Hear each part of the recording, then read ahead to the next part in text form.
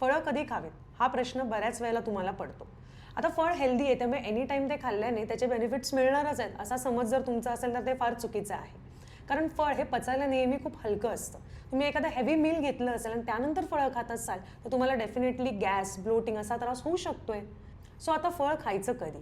तुम्ही कुठल्याही 2 मील्सच्या मध्ये फळ खाऊ शकत. फॉर एन एक्झाम्पल तुम्ही ब्रेकफास्ट आणि लंचच्या मध्ये किंवा लंच आणि डिनरच्या मध्ये फळ खाऊ शकता. उपाशी पोटी फळ खाणं टाळायचं आहे कारण बरीचशी फळं जी असतात ती ॲसिडिक असतात. सो अशा वेळेला जर तुम्ही ती खाल्ली तर तुम्हाला ॲसिडिटीचा त्रास होऊ शकतो. आणि तिसरी गोष्ट म्हणजे तुम्ही हेवी मील नंतर जर फ्रूट खाणार असाल किंवा तशी तुमची जर सवय असेल तर मध्ये अर्धा ते 1 तासाचा गॅप ठेवा.